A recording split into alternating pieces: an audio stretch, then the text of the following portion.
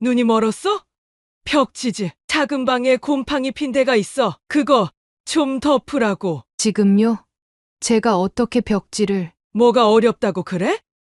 풀 발라서 붙이면 되는 거지. 어디 대단한 기술이 필요해? 어머님, 저는 벽지 바르는 법을 모르겠어요. 게다가 허리도 너무 아파서... 아니, 이런 간단한 일도 못해. 허리가 아프다고? 내가 할까? 내 허리가 너보다 안 아프겠어? 무슨 소리야? 날씨가 더워서 그래? 어머니께 그게 무슨 태도야? 이제 그만할래.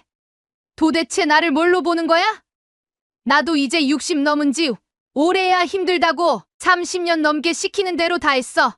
밥하고 빨래하고 청소하고 시부모님 모시고 하녀처럼 살았다고. 근데 이제는 못하겠어. 이런 망종이 다 있나? 내가 얼마나 널 아껴줬는데. 아껴줬다고요? 언제요? 처음 이 집에 왔을 때부터 지금까지 단 한 번도 저를 사람으로 대우해 주신 적 없잖아요. 사연을 듣고 난 후 각자의 의견을 댓글로 남겨주시기 바랍니다. 사소한 댓글이라도 사연자분에게 큰 힘이 될 수 있습니다. 각색될 수 있고 사연자분의 입장에서 구성될 수 있습니다. 김순애 여사는 남편과 결혼한 지 30년이 넘었습니다. 그녀는 60세가 된 지금까지도 시집살이에 시달리고 있었고 그것은 현재 진행형이었습니다. 하루는 그녀가 부엌에서 설거지를 하며 한숨을 내쉬었습니다. 아이고, 이제 그만 좀 쉬었으면 환갑이 코앞인데 아직도 시집살이라니. 남편은 신문을 보며 무심하게 대답했습니다. 뭘 또 한숨이야? 누구나 다 사는 거지. 우리 어머니도 그렇게 살았잖아. 그녀는 말없이 그릇을 닦았습니다. 지긋지긋한 명절 문화를 없애고 싶었지만 1년에 2번씩 찾아오는 명절은 효자 남편 때문에 피할 수 없었습니다. 여보, 올해는 명절에 애들이랑 여행이나 가면 어때? 우리도 이제 나이가 있잖아. 뭔 소리야? 어머니가 얼마나 기다리시는데 명절에 안 내려가면 효도가 아니지. 김순애 여사는 황혼이혼을 생각할 정도로 지쳐 있었습니다. 최근에 결혼한 아들과 며느리가 자신과 같은 일을 반복하지 않기를 바랐습니다. 저녁을 준비하며 그녀는 아들에게 전화를 걸었습니다. 아들, 잘 지내지? 요즘 며느리는 어때? 엄마, 다들 잘 지내요? 민지는 요새 회사 일이 바빠서 좀 힘들어해요. 그렇구나. 너희는 명절에 꼭 시댁에 가지 않아도 돼. 여행도 가고 신혼집에서 쉬어도 되는 거야. 엄마, 왜 그런 말씀을 하세요? 당연히 인사드려야죠. 아니다. 난 너희가 우리처럼 살지 않았으면 해. 환갑을 바라보는 나이에 그녀는 아직까지 며느리 도리를 강요받고 있었으며 시집에서는 가정부처럼 그녀를 부렸습니다. 모든 음식 준비와 설거지는 기본이고 시집 청소까지 도맡아 했던 지난 35년의 세월 동안 이제는 허리가 아파 병원에 다니는데도 시어머니에게 모욕적인 말을 들어야 했습니다. 전화를 끊고 김순애 여사는 창밖을 바라보았습니다. 꽃이 피는 봄이 오고 있었지만 그녀의 마음은 여전히 겨울이었습니다. 다가오는 명절을 생각하니 벌써부터 가슴이 답답했습니다. 그녀는 물 한 잔을 들이켰습니다. 이번만 참자. 다음엔 꼭 안 갈 거야. 하지만 그런 다짐은 몇 년째 반복되고 있었습니다. 남편은 텔레비전을 보며 웃고 있었고 그녀는 조용히 저녁 준비를 계속했습니다. 창문 너머로 이웃집의 할머니가 산책을 나가는 모습이 보였습니다. 자유롭게 보이는 그 모습이 부러웠습니다. 김순애 여사는 지금도 시어머니를 처음 만났던 그날을 생생히 기억했습니다. 그녀의 시어머니는 강원도 산골 마을에서도 까다롭기로 소문난 인물이었습니다. 처음 인사를 드리러 갔던 날, 남편은 들뜬 목소리로 말했습니다. 어머니가 정말 좋으신 분이야. 너무 긴장하지 마. 하지만 현관문을 열고 들어서는 순간 그녀는 이상한 분위기를 감지했습니다. 시어머니는 큰아들 부인을 향해 손가락질하며 목소리를 높이고 있었습니다. 이 반찬은 왜 이 모양이야? 내가 몇 번이나 말했어. 소금간은 이렇게 하는 게 아니라니까. 큰동서는 고개를 숙인 채 아무 말도 하지 못했습니다. 김순의 여사는 그 모습을 보며 등줄기에 식은땀이 흘렀습니다. 저녁 식사 내내 시어머니는 큰동서를 향한 잔소리를 멈추지 않았고 그녀는 그 자리에서 굳어버렸습니다. 집으로 돌아오는 길, 약혼자는 어색한 웃음을 지었습니다. 어머니가 오늘 좀 피곤하셨나 봐. 원래는 저러시지 않아. 정말 형님에게 하시는 말씀이 좀 아, 형수님은 좀 소심해서 그래. 어머니가 잘 되라고 하시는 말씀이야. 하지만 김순의 여사는 직감적으로 앞으로의 결혼 생활이 순탄치 않을 것임을 느꼈습니다. 시골에 내려갈 때마다 이웃 주민들이 그녀를 보며 안쓰러운 표정을 짓는 것도 이해할 수 있었습니다. 순애 씨 어머님 모시기 힘들지? 우리 동네에선 다 알아. 저 댁 며느리는 고생한다는 거. 마을 슈퍼 할머니의 말씀에 그녀는 쓴웃음만 지을 뿐이었습니다. 시부모가 며느리를 하인처럼 부리는 게 당연시되던 시절이었지만 그녀의 시어머니는 그 중에서도 특히 심했습니다. 결혼 후 첫 명절, 그녀는 새벽부터 밤늦게까지 부엌에 서 있어야 했습니다. 시어머니는 옆에서 계속 잔소리를 했습니다. 손이 그렇게 느려서 어쩌니? 우리 집은 명절 음식이 많단다. 빨리빨리 해야지. 남편에게 도움을 청했지만 돌아온 것은 한숨뿐이었습니다. 어머니가 원래 그러셔. 내가 뭐 어떡하라고. 좀만 참자. 그 좀만이 30년을 넘어 지금까지 이어졌습니다. 이제 김순의 여사도 60세, 환갑을 바라보는 나이가 되었습니다. 어느 날 거울을 보며 그녀는 자신의 얼굴에 깊게 팬 주름을 발견했습니다. 남편을 사랑해서 시작한 결혼이었지만 지금은 그 선택 자체가 잘못된 것은 아니었는지 의심이 들었습니다. 남편을 바라보면 한때 사랑했던 청년의 모습은 온데간데 없고 그저 어머니 말만 듣는 꼭두각시 같았습니다. 시어머니의 생신날 또다시 강원도로 향하는 차 안에서 그녀는 창밖을 바라보며 생각했습니다.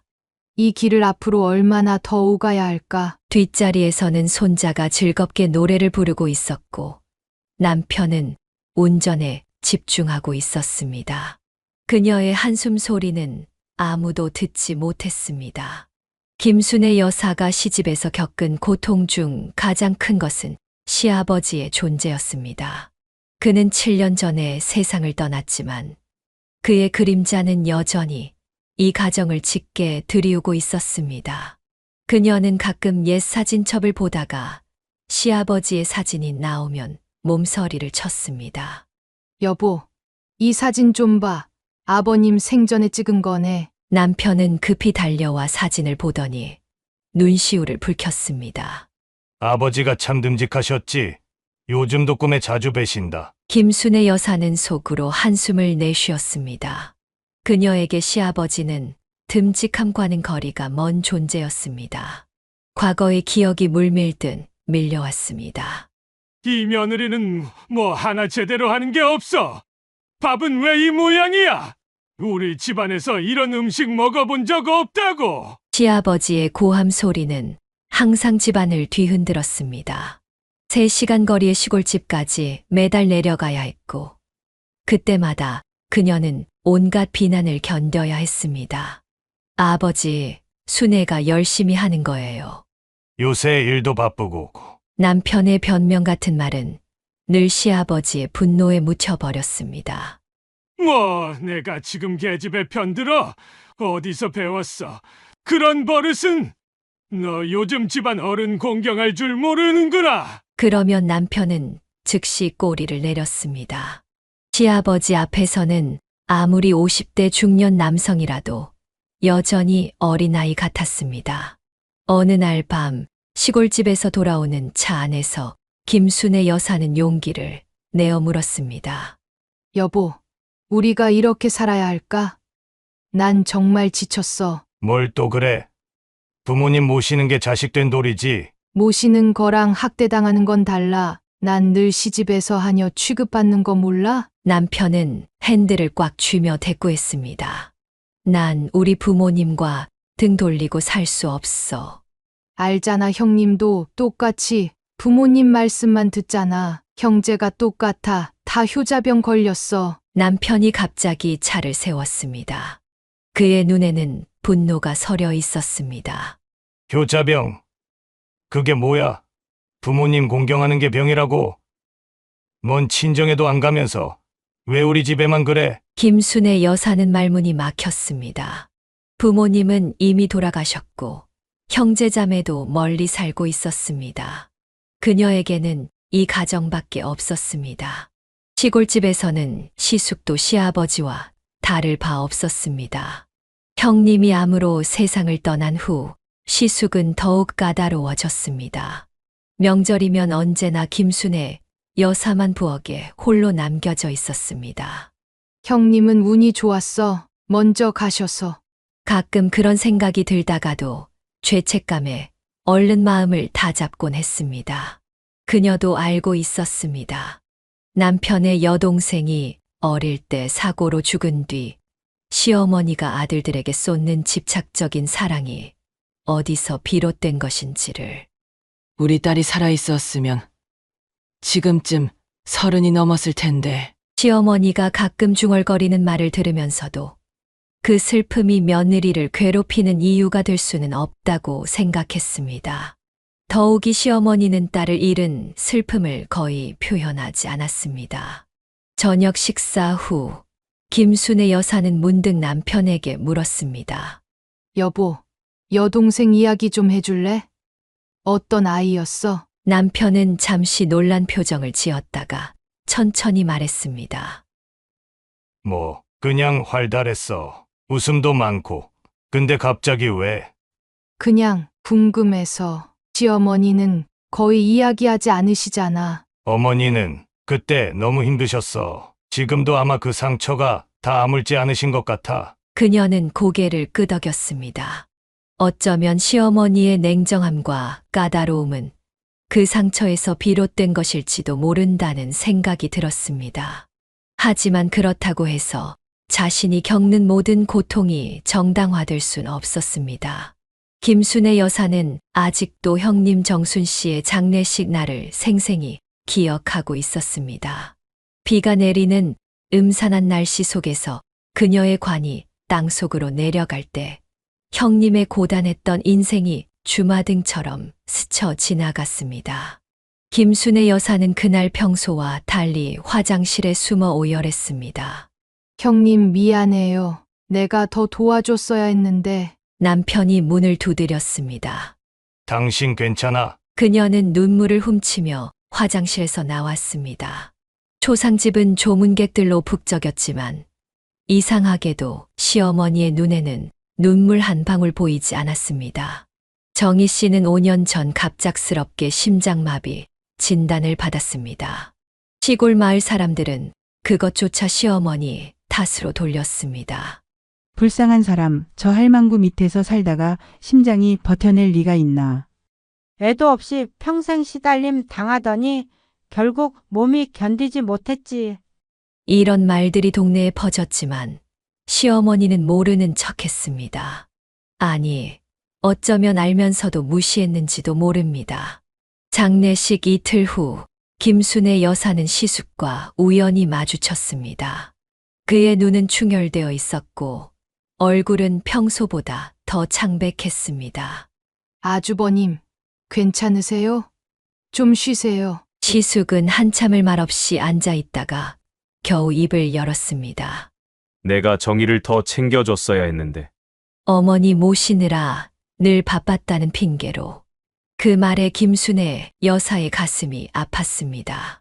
시숙도 남편과 똑같은 효자병을 앓고 있었습니다. 부모님만 우선시하느라 정작 자기 배우자는 돌보지 못했던 것입니다. 어느 날 저녁 남편과 함께 차를 타고 가다가 김순의 여사는 조심스럽게 물었습니다. 여보, 형님이 돌아가시고 아주버님 많이 힘들어 하시더라. 그럼 30년 넘게 함께 산 사람인데 근데 생각해 본 적 있어? 형님이 왜 그렇게 일찍 가셨는지. 남편은 운전대를 꽉 쥐었습니다.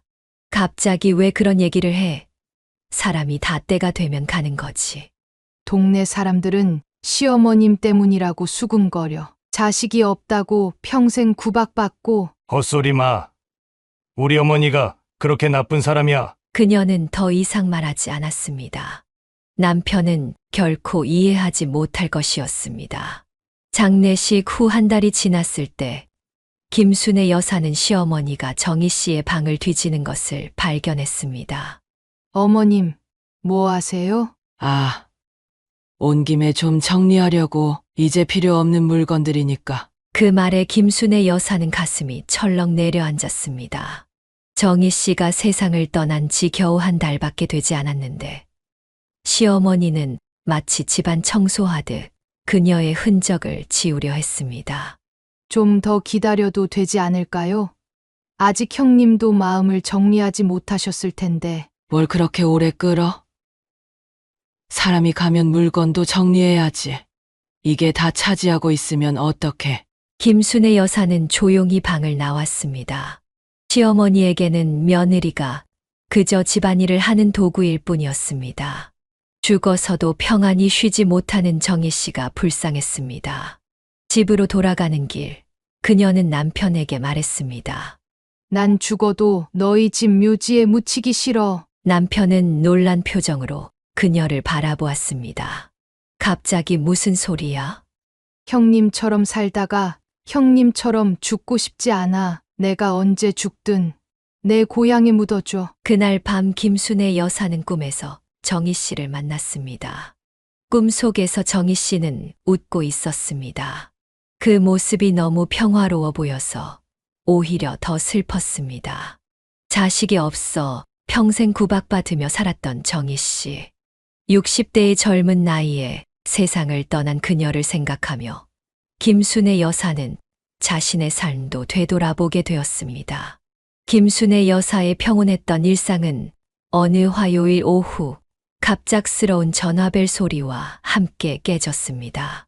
그녀가 전화를 받자마자 시어머니의 날카로운 목소리가 수화기를 타고 흘러나왔습니다.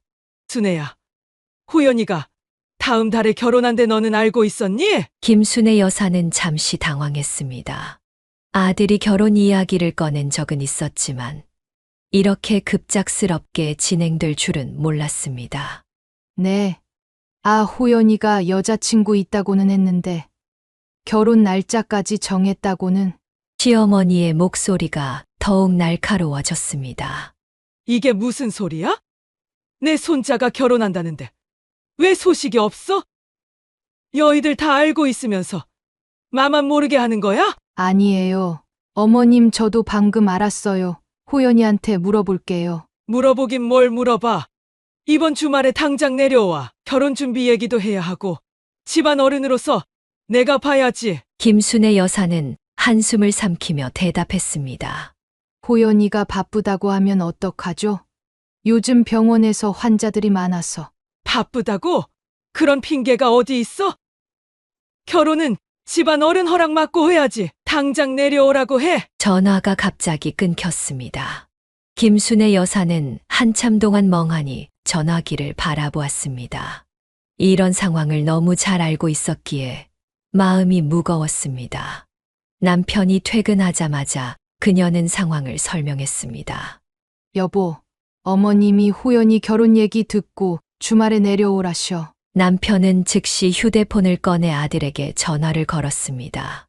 호연아, 이번 주말에 할머니 뵈러 가자. 내 결혼 얘기 때문에 할머니가 보자고 하셔. 아들의 목소리가 조금 망설이는 듯했습니다. 아빠, 이번 주말엔 당직이라 못 가요. 다음 주는. 무슨 소리야? 할머니가 기다리시는데 당직 받고 의사라고 그 정도 못해? 김순애 여사는 남편의 강압적인 태도에 가슴이 아팠습니다.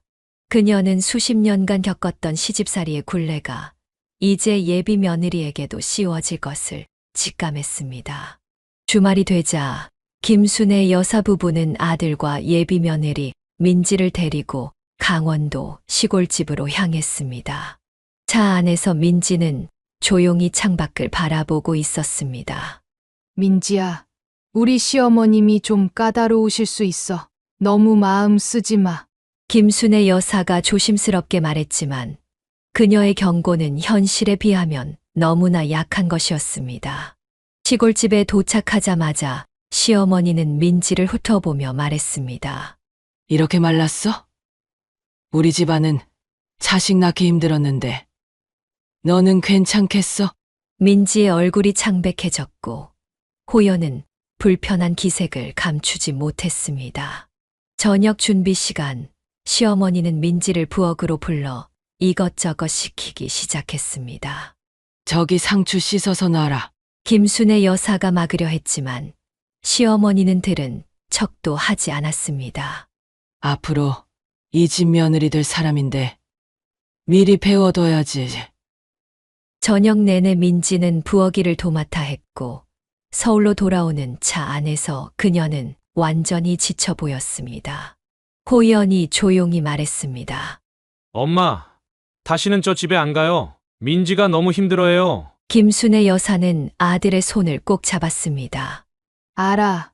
엄마도 내 마음 이해해. 민지가 결혼 안 한다고 해도 억울하지 않을 거야. 그러나 다행히도 호연은 자신의 아버지와 달랐습니다. 그는 약혼자를 보호하겠다는 의지가 강했고 시어머니의 압박에도 굴하지 않았습니다. 결국 호연과 민지는 결혼했습니다. 그리고 행복한 소식이 곧 찾아왔습니다. 민지가 임신한 것입니다. 이 소식은 시골에 내려가지 않아도 되는 완벽한 핑계가 되었습니다. 의사 선생님이 민지 상태가 불안정해서 장거리 이동은 삼가라고 하셨어요. 호연이 전화로 할머니께 전하자 시어머니는 불만을 터뜨렸지만 손주의 건강 앞에서는 어쩔 수 없었습니다. 그날 밤 김순애 여사는 조용히 웃었습니다. 적어도 민지는 자신처럼 30년을 시집살이하며 살지는 않을 것 같았습니다. 그녀의 아들은 다행히 자신의 남편과 달랐기 때문입니다. 추석이 일주일 앞으로 다가왔습니다. 김순애 여사는 벌써부터 속이 터질 것 같았습니다. 그녀는 주방에서 설거지를 하며 가끔씩 허리를 붙잡고 인상을 찌푸렸습니다. 몇 달 전부터 디스크 통증이 심해져 병원에 다니고 있었지만 명절이 다가올수록 스트레스로 증상이 더 악화되는 것 같았습니다. 저녁 식사 후 그녀는 용기를 내어 남편에게 말을 꺼냈습니다. 여보, 올해 추석에는 내가 좀 집에 있으면 안 될까? 허리가 너무 아파서. 남편은 신문을 보다가 고개를 번쩍 들었습니다. 뭐? 명절에 어떻게 안 내려간다고? 정신이 있는 거야? 없는 거야? 나 요즘 병원 다니잖아. 의사가 무리하지 말라고 했어. 남편은 신문을 탁 내려놓았습니다. 의사가 뭘 한다고? 허리가 아프면 더 움직여야 좋아지는 거야. 그리고 명절에 어머니 혼자 두면 어떡해? 형수님도 안 계신데. 김순애 여사는 한숨을 깊게 내쉬었습니다. 내 나이 60도 훨씬 넘었어. 솔직히 힘들어. 명절마다 내려가는 것보다 평소에 가끔씩 찾아뵙는 게 어떨까? 평소에도 충분히 내려가잖아. 어머니 생신, 어버이날, 제사, 명절은 1년에 딱 2번뿐인데 그거마저 안 가겠다고? 그녀는 반박하려다가 이내 포기했습니다. 30년 넘게 같은 말싸움을 해왔지만 결과는 항상 같았습니다. 남편은 자신의 어머니를 위해서라면 아내의 건강쯤은 신경 쓰지 않았습니다.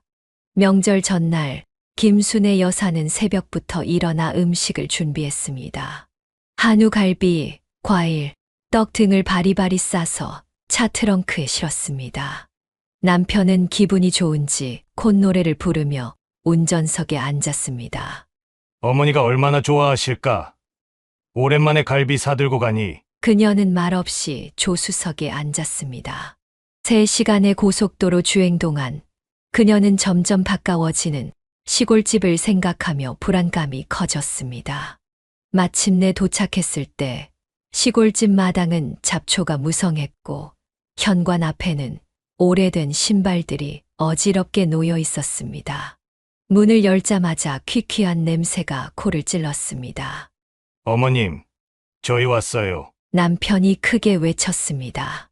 거실에서는 시숙이 소파에 누워 텔레비전을 보고 있었고, 그는 고개만 살짝 돌려 인사했습니다. 왔어. 어머니는 부엌에 계셔. 김순의 여사가 부엌으로 향하자 시어머니는 기다렸다는 듯이 물었습니다. 보연이는 어째 안 보이네. 아, 민지가 임신 중이라 의사가 안정을 취하라고 해서요. 다음에 오겠다고 했어요. 시어머니의 눈이 가늘어졌습니다. 핑계가 많구나. 요즘 젊은 것들은 가문 어른 공경할 줄 모른대. 며느리 교육은 어떻게 시킨 거야? 김순의 여사는 입술을 깨물었습니다. 자신의 며느리를 자신의 손으로 보호하고 싶었습니다. 민지가 첫 임신이라 조심스러워요. 아이 건강이 걱정돼서. 내가 너 임신했을 때도 김장 150포기 담갔어. 요즘 애들은 너무 약해. 시어머니의 잔소리는 계속되었고 김순의 여사는 묵묵히 짐을 풀기 시작했습니다. 부엌은 설거지가 밀려있고 냉장고는 오래된 음식으로 가득했습니다. 마치 그녀가 올 것을 알고 일부러 정리하지 않은 것 같았습니다. 순애야, 냉장고 좀 정리하고 저녁 준비해라. 애들 왔으니 뭐라도 잘 해줘야지. 김순의 여사는 무거운 한숨을 삼키며 고무장갑을 꼈습니다. 허리 통증이 다시 찾아왔지만 아무도 그녀의 고통에 관심을 가지지 않았습니다. 남편은 어머니와 웃으며 대화를 나누고 있었고 시숙은 여전히 텔레비전 앞에 앉아 있었습니다. 그녀 혼자 부엌에서 분주히 움직이며 생각했습니다. 저녁을 준비하며 그녀는 문득 자신의 인생이 어떻게 이렇게 되었는지 의문이 들었습니다. 왜 남편은 한 번도 그녀의 편이 되어주지 않았을까? 왜 그녀는 이 굴레에서 벗어나지 못했을까? 창밖으로 석양이 지고 있었습니다. 그녀는 잠시 손을 멈추고 그 붉은 빛을 바라보았습니다. 마치 그녀의 삶처럼 오늘도 서서히 저물어가고 있었습니다. 김순의 여사의 시골집에서의 하루는 새벽부터 시작되었습니다. 아직 해도 뜨지 않은 이른 아침, 시어머니가 일부러 그릇을 부딪히는 소리에 잠에서 깼습니다. 그녀는 허리 통증을 느끼며 천천히 몸을 일으켰습니다. 옆에서는 남편이 코를 골며 깊은 잠에 빠져 있었습니다. 부엌으로 나가자 시어머니가 기다렸다는 듯이 말했습니다. 아이고, 드디어 일어났네. 다 뜨겠다. 이 시간까지 자고. 시계는 겨우 새벽 5시 30분을 가리키고 있었습니다. 어머님, 일찍 일어나셨네요. 제가 뭐부터 도와드릴까요? 우선 이 냉장고 좀 정리해. 너희가 가져온 갈비랑 음식들 넣을 자리가 없어. 김순의 여사는 가지고 온 아이스박스를 열고 한우 갈비와 과일들을 꺼냈습니다. 그러나 시어머니가 말한 대로 냉장고는 이미 오래된 반찬통과 음식물로 가득 차 있었습니다. 이걸 다 버려도 될까요? 유통기한이 한 달 지났는데. 버리긴 뭘 버려. 아직 먹을 수 있어. 그냥 구석에 밀어 넣어. 한숨을 삼키며 김순의 여사는 꽉 찬 냉장고를 무리해서 정리했습니다. 그런 다음에는 바로 아침 식사 준비에 들어갔습니다. 오늘 뭐 해먹을 거냐? 아범이 명절에 왔는데 뭐 특별한 것 좀 해줘. 어제 저녁에 갈비 해드렸잖아요. 아침은 가볍게 미역국에 밥 어떨까요? 뭐? 명절에 그게 뭐야? 전부쳐, 호박전, 김치전, 그리고 생선전도 부쳐. 김순의 여사는 말없이 냉장고에서 재료들을 꺼내기 시작했습니다. 손은 바쁘게 움직였지만 머릿속은 복잡했습니다. 왜 나는 이렇게 살고 있지? 내가 뭘 잘못했길래. 아침 식사를 마친 후 그릇을 치우는 동안 시어머니는 또 다른 일거리를 던졌습니다. 점심에는 갈비찜 좀 해라. 여기 아이스박스에서 꺼낸 한우로 김순애 여사가 설거지를 하는 동안 남편과 시숙은 거실에서 신문을 보며 담소를 나누고 있었습니다. 그녀는 허리 통증이 심해져 잠시 의자에 앉았습니다. 여보, 물 좀 가져다 줄래? 남편은 망설임 없이 대답했습니다. 저기 냉장고에 있잖아. 조금만 일어나면 되는데. 그 말에 시어머니가 끼어들었습니다. 아이고, 우리 아들 목마르댄다. 물 좀 떠다 줘라. 김순애 여사는 무거운 발걸음으로 냉장고에서 물을 꺼내 남편에게 건넸습니다. 시어머니의 눈에서는 이런 것도 못해주나라는 비난이 읽혔습니다. 점심 식사 준비도 그녀 혼자서 해야 했습니다. 갈비찜을 만들고 각종 나물을 무치고 찌개까지 끓였습니다. 손은 쉴 새 없이 바빴고 허리는 점점 더 아파왔습니다. 어머님, 잠시 앉아서 쉬어도 될까요? 허리가. 아이고, 그렇게 앉아만 있으면 일이 언제 끝나니? 나도 허리 아프다. 내 나이가 몇인데. 너보다 훨씬 많잖아. 시어머니의 말에 김순애 여사는 다시 일어나 요리를 계속했습니다. 점심 식사가 끝나고 설거지를 마치자 곧바로 저녁 준비에 들어가야 했습니다.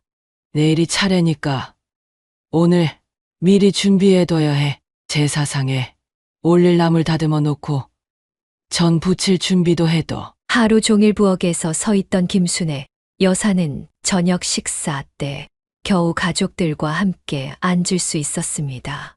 그녀가 정성껏 차린 밥상이었지만 시어머니는 만족스럽지 않은 듯 했습니다. 이 반찬은 뭐야? 맛이 싱겁네. 소금도 제대로 못 넣어? 죄송해요.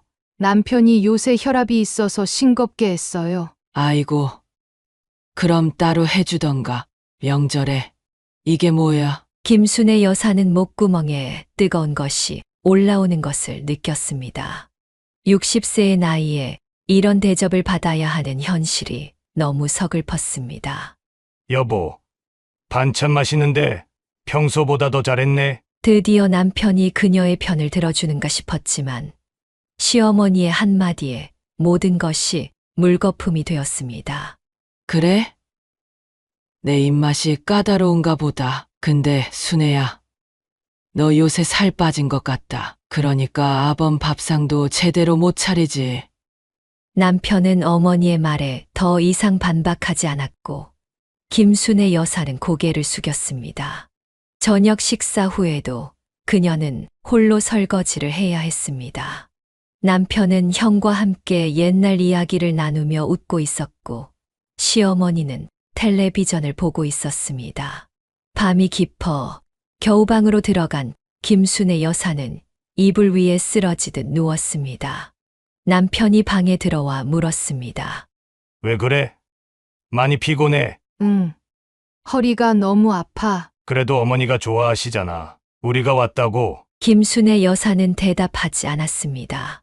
어머니는 좋아하실지 몰라도 나는 점점 죽어가고 있어. 그녀는 속으로 생각했습니다. 하지만 그런 말을 입 밖으로 내뱉을 용기는 없었습니다.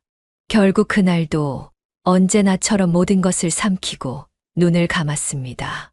차례 당일 김순애 여사는 전날의 고된 준비와 늦은 취침으로 한숨도 자지 못한 것 같았습니다. 그런데도 남편과 시숙, 시어머니와 다르게 그녀만 새벽부터 일어나야 했습니다.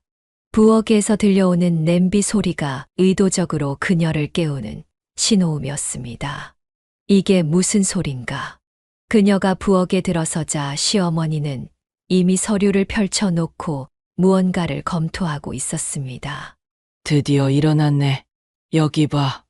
이게 우리 집안 전통 진설도야. 이대로 차례상 차려야 해. 김순애 여사는 눈을 비비며 종이를 살펴보았습니다. 복잡하게 그려진 차례상 배치도였습니다. 어머님, 작년에도 제가 차렸잖아요. 뭐? 작년에 내가 차린 거 보고 우리 선조님들이 얼마나 실망하셨겠어. 올해는 제대로 좀 해. 허리를 펴기도 힘든 상태로 그녀는 차례 음식을 준비했습니다. 작년과 똑같이 차렸는데도 시어머니는 끊임없이 잔소리를 했습니다. 과일은 저렇게 놓는 게 아니야. 조상님께 이런 무례가 어디 있어? 어머님, 작년에도 이렇게 놨는데요. 내가 잘못 기억하는 거야. 나이 먹더니. 기억력도 떨어지나? 김순의 여사는 입술을 깨물었습니다. 시어머니가 내민 종이에도 분명히 과일은 지금 자신이 놓은 대로 배치하게 되어 있었습니다. 하지만 말대꾸는 상황을 더 악화시킬 뿐이었습니다. 마침내 차례상이 완성되었을 때 남편과 시숙이 방에서 나왔습니다. 두 사람은 상을 보며 만족스럽게 고개를 끄덕였습니다. 어머니, 상이 참 좋네요. 시숙의 말에 시어머니는 자랑스럽게 웃었습니다. 그럼 내가 아침부터 준비했지. 김순의 여사는 뒤에서 눈을 크게 떴습니다. 시어머니는 지시만 했을 뿐 손 하나 까딱하지 않았던 것을 누구보다 잘 알고 있었습니다. 하지만 그저 묵묵히 따뜻한 물을 떠다 드릴 뿐이었습니다.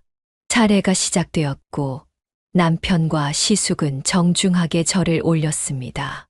김순의 여사는 제사 내내 뒤에서 서서 술을 따르고 음식을 나르는 역할만 했습니다. 어쩌다 남편이 그녀를 돌아보며 미소를 지었지만 그것은 아내에 대한 감사보다는 차례가 원활하게 진행되는 것에 대한 안도감으로 보였습니다. 형님, 이제 삼원하셔야죠. 남편의 말에 시숙이 다시 절을 했습니다. 김순의 여사는 뒤에서 쟁반을 들고 기다렸습니다. 이 집에서 그녀는 가족의 일원이 아닌 일꾼 같은 존재라는 느낌이 강하게 들었습니다. 차례가 끝나고 모두가 가벼운 다과를 즐기는 동안 김순의 여사는 홀로 차례상을 치웠습니다. 설거지는 그녀의 몫이었고 남편과 시숙은 거실에서 옛날 이야기를 나누고 있었습니다. 이거 받아. 갑자기 시어머니가 나타나 김순의 여사에게 무언가를 내밀었습니다. 약봉지였습니다. 이거 허리에 좋다더라. 그 순간 김순의 여사는 잠시 당황했습니다. 시어머니가 자신의 허리 상태를 신경 써준 것이 처음이었습니다. 감사합니다, 어머님. 하지만 다음 순간 시어머니의 말이 그녀의 마음을 다시 얼어붙게 했습니다. 설거지 끝나면 마당도 좀 쓸어. 작년보다 더럽네. 뜨거운 물에 장시간 손을 담그다 보니 손가락이 주름져 있었습니다. 설거지를 하면서 문득 자신의 처지가 서글퍼졌습니다. 이제 환갑을 앞둔 나이에도 여전히 이렇게 시집살이를 하고 있다니. 여보, 허리 괜찮아? 남편이 부엌에 들어와 물었습니다. 김순의 여사는 잠시 희망을 품었습니다. 혹시 도와주려는 걸까? 많이 아파. 너무 오래 서 있어서. 그래? 내가 어머니한테 물어볼게. 어머니가 좋은 약 알고 있을지도 모르지? 그녀의 희망은 순식간에 물거품이 되었습니다. 남편은 도울 생각은 전혀 없었고 단지 어머니에게 다시 물어보겠다는 것뿐이었습니다. 허리를 짚으며 힘겹게 마지막 그릇을 닦았을 때 김순의 여사의 마음속에는 분노가 끓어올랐습니다. 이건 가족이 아니었습니다. 그녀는 그저 이 집의 하인에 불과했습니다. 김순의 여사는 설거지를 마치고 간신히 의자에 주저앉았습니다. 온몸이 쑤시고 아팠습니다. 특히 허리는 찌르는 듯한 통증이 계속되었습니다. 그녀는 잠시 눈을 감고 깊게 숨을 들이쉬었습니다. 잠시라도 쉬고 싶었습니다. 그때 시어머니가 무언가를 들고 부엌으로 들어왔습니다. 김순의 여사는 눈을 떴고 시어머니의 손에 들린 것을 보고 눈을 의심했습니다. 벽지 요리였습니다. 순애야, 이거 좀 발라줘. 김순의 여사는 어리둥절해서 벽지를 바라보았습니다. 이게 뭐예요, 어머님? 눈이 멀었어? 벽지지. 작은 방에 곰팡이 핀 데가 있어. 그거 좀 덮으라고. 지금요? 제가 어떻게 벽지를. 시어머니는 눈을 흘겼습니다. 뭐가 어렵다고 그래? 풀 발라서 붙이면 되는 거지. 어디 대단한 기술이 필요해? 김순애 여사는 고개를 저었습니다.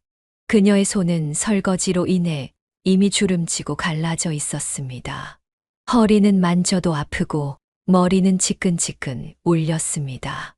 어머님, 저는 벽지 바르는 법을 모르겠어요. 게다가 허리도 너무 아파서. 아니, 이런 간단한 일도 못해. 허리가 아프다고? 내가 할까? 내 허리가 너보다 안 아프겠어? 시어머니의 말은 날카롭게 그녀의 가슴을 찔렀습니다. 김순애 여사는 마음속에서 분노가 끓어오르는 것을 느꼈습니다. 30년 넘게 시집살이를 하면서 시어머니의 모든 요구를 들어주고 살았지만 이건 너무했습니다. 저는 벽지 공사는 못해요. 남편한테 부탁하세요. 뭐라고? 남자한테 그런 거 시키라고?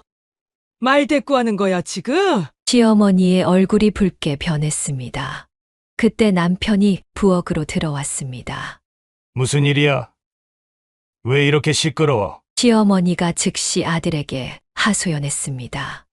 야, 내 마누라가 이렇게 말 대꾸를 해. 작은 방 벽지 좀 발라달라고 했더니 못한다네. 요즘 며느리들은 다 이래? 남편은 한숨을 쉬며 아내를 바라보았습니다. 여보, 어머니 말씀 좀 들어드려. 얼마나 어려운 일이라고. 김순애 여사는 믿을 수 없다는 표정으로 남편을 바라보았습니다. 그녀의 손은 떨리기 시작했고 가슴 속에서는 용암처럼 분노가 끓어올랐습니다. 너도 할 수 있잖아. 왜 나한테만 시켜? 나 허리 아프다고 몇 번이나 말했어. 남편은 당황한 표정을 지었습니다. 아내가 이렇게 강하게 반발한 적이 거의 없었기 때문입니다. 무슨 소리야? 날씨가 더워서 그래? 어머니께 그게 무슨 태도야? 김순애 여사는 더 이상 참을 수 없었습니다. 그녀는 벌떡 일어나 벽지 롤을 바닥에 던졌습니다.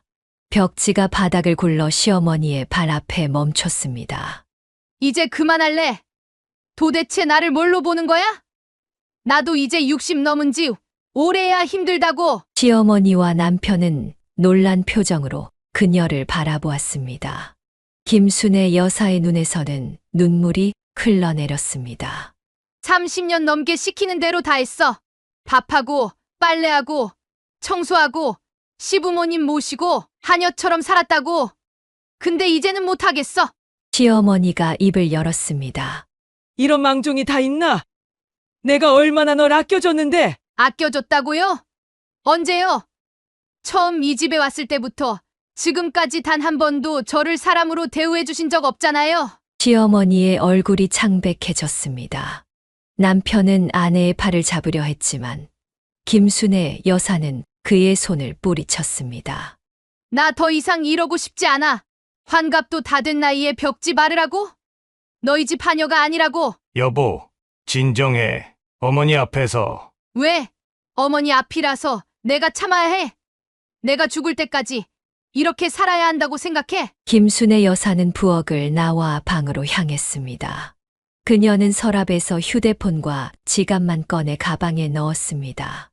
남편이 당황해서 따라왔습니다. 뭐 하는 거야? 어디 가려고? 집에 갈 거야. 더 이상 못 견디겠어. 갑자기 왜 이래?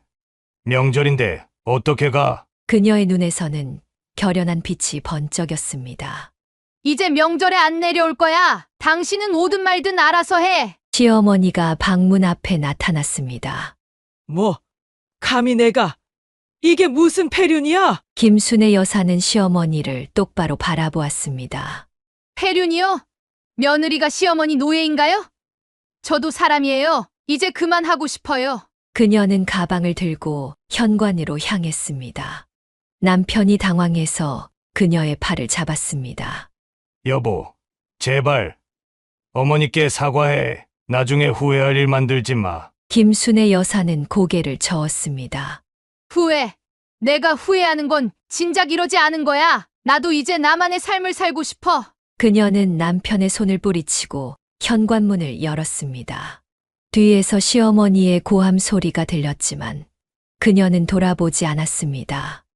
마당을 지나 대문을 나서는 순간 이상하게도 가벼운 느낌이 들었습니다. 마치 30년간의 무거운 짐을 내려놓은 것 같았습니다. 김순애 여사는 터미널에서 3시간을 기다린 끝에 서울행 버스를 탈 수 있었습니다.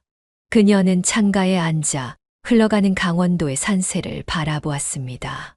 휴대폰은 진동이 멈추지 않았지만 그녀는 한 번도 꺼내보지 않았습니다.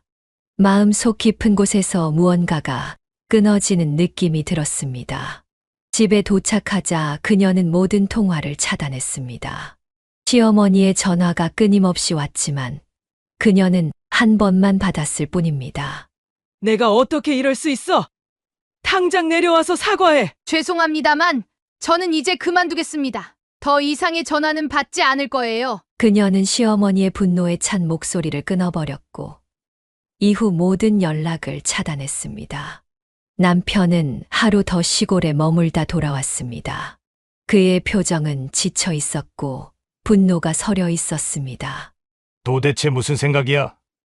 어머니가 얼마나 상처받으셨는지 알아? 난 30년 동안 상처받았어. 이제 그만하려고. 남편의 얼굴이 붉게 변했습니다. 이게 다 뭐야? 이혼이라도 하겠다는 거야. 김순애 여사는 잠시 침묵했다가 조용히 대답했습니다. 그래. 너희 집 식모 노릇 안 할 거라면 이혼해도 상관없어. 그 말에 남편은 크게 놀랐습니다. 그는 아내가 이렇게까지 결심할 줄은 몰랐던 것 같았습니다. 그러더니 갑자기 풀이 죽어 소파에 주저앉았습니다. 당신 진짜 날 버리겠다는 거야? 버린다기보다는 나를 찾으려는 거야. 60년 살면서 30년을 남의 집 하녀처럼 살았어. 이제는 김순애로 살고 싶어. 다음 날 김순애 여사는 이혼 서류를 준비했습니다. 남편이 그것을 보고 경악했지만 그녀의 눈빛은 바뀌지 않았습니다. 결국 남편은 더 이상 그 이야기를 꺼내지 않았고 마치 금기어가 된 것처럼 두 사람 사이에서 이혼 이야기는 사라졌습니다. 시간이 흘러 1년 후 며느리 민지가 아들을 낳았습니다.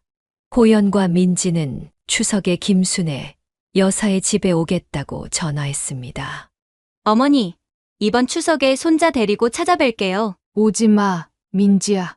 네. 왜요? 추석은 여행 가기 좋은 날이야. 나도 제주도 갈 거고. 너희도 호연이랑 아기 데리고 좋은 데 가서 쉬어. 하지만 명절인데. 명절이 뭐 특별해? 그냥 쉬는 날이지. 너도 이제 시집살이 하지 말고 너희 가족끼리 행복하게 지내. 전화를 끊고 김순애 여사는 만족스럽게 웃었습니다. 민지에게 자신과 같은 고통을 물려주지 않을 수 있어 기뻤습니다. 그로부터 한 달 후 시아버지의 제사가 있었습니다.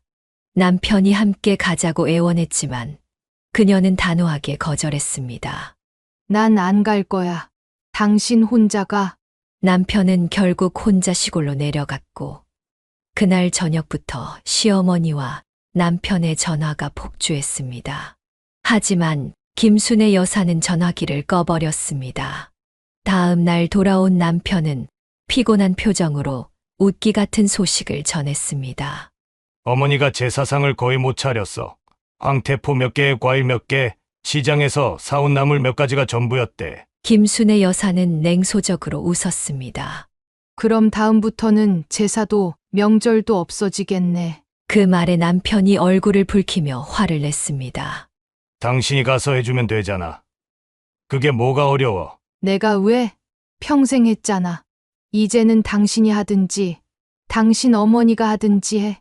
난 이제 그만. 남편은 정말 화가 났지만 김순애 여사가 이혼 서류 파일을 슬쩍 들어보이자 입을 다물었습니다. 그 후로 시집 이야기는 완전히 금기가 되었습니다. 시간이 지나자 놀랍게도 시어머니가 남편을 통해 화해의 손길을 내밀었습니다. 어머니가 손자도 보고 싶으시대. 한 번만 내려가면 안 될까? 안 돼. 손자 보고 싶으면 어머니가 올라오시라고 해. 그 말에 남편은 더 이상 강요하지 못했고 점점 김순애 여사의 눈치를 보게 되었습니다. 30년간의 권력 관계가 뒤바뀐 것입니다. 이제 김순애 여사는 60대의 황금기를 맞이했습니다. 그녀는 취미 생활을 시작했고 친구들과 여행을 다니며 그동안 억눌러 왔던 자신의 삶을 찾아가고 있었습니다. 남편도 점차 변하기 시작했습니다. 그는 이제 집안일을 돕고 아내를 배려하는 법을 배우고 있었습니다. 그녀는 따뜻한 차를 한 모금 마셨습니다. 이제 그녀의 얼굴에는 편안함과 자유로움이 묻어났습니다. 한 번뿐인 인생, 남은 시간만큼은 자신을 위해 살기로 결심한 그녀의 선택은 옳았습니다. 두 번째 사연입니다. 김소희 씨는 평범한 중산층 가정에서 태어났습니다. 그녀의 부모님은 맞벌이를 하느라 항상 바빴고, 그래서 할머니가 소희와 오빠를 거의 키웠습니다. 출근 준비로 분주한 아침 시간, 부모님 대신 할머니가 소희의 머리를 빗어주고 등교 준비를 도왔습니다. 학교가 끝나고 집에 돌아오면 할머니는 항상 따뜻한 미소로 그녀를 맞이했습니다. 소희야, 학교 어땠어? 할머니가 내가 좋아하는 고구마 찐 거 있단다. 가방 내려놓고 먹어볼래? 소희는 할머니가 준비한 간식을 먹으며 학교에서 있었던 일들을 신나게 얘기했습니다. 그녀에게 할머니의 부엌은 세상에서 가장 안전하고 편안한 곳이었습니다. 할머니, 오늘 미술 시간에 선생님이 제 그림 제일 잘 그렸다고 칭찬해 주셨어요. 우리 소희가 그림도 잘 그리는구나. 할머니는 소희가 하는 모든 게 다 자랑스럽단다. 저녁 시간이 되면 세 사람은 작은 밥상에 둘러앉아 함께 식사를 했습니다. 할머니는 소희와 오빠가 좋아하는 반찬을 항상 하나씩 준비했고, 두 손주의 밥그릇에 반찬을 골고루 얹어 주었습니다. 부모님이 야근으로 늦게 들어오는 날이면 할머니는 소희와 오빠에게 옛날 이야기를 들려주었습니다. 소희는 할머니의 무릎을 베고 누워 그 이야기에 푹 빠져들곤 했습니다. 옛날 옛적에 착한 마음씨를 가진 소녀가 살았단다. 그 소녀는 우리 소희처럼 똑똑하고 예뻤지. 잠자리에 들 시간이 되면 할머니는 두 손주를 따뜻한 이불 속에 눕히고 자장가를 불러주었습니다. 그녀의 목소리는 비록 떨리고 나이 들었지만 소희에게는 가장 아름다운 음악이었습니다. 우리 소희 자장자장. 깊은 잠에 들거라. 할머니가 지켜줄게. 사랑스런 우리 아가. 주말이면 할머니는 소희와 오빠를 데리고 근처 공원으로 산책을 나갔습니다. 그녀는 비록 걸음이 느렸지만 손주들의 손을 꼭 잡고 자연의 아름다움을 가르쳤습니다.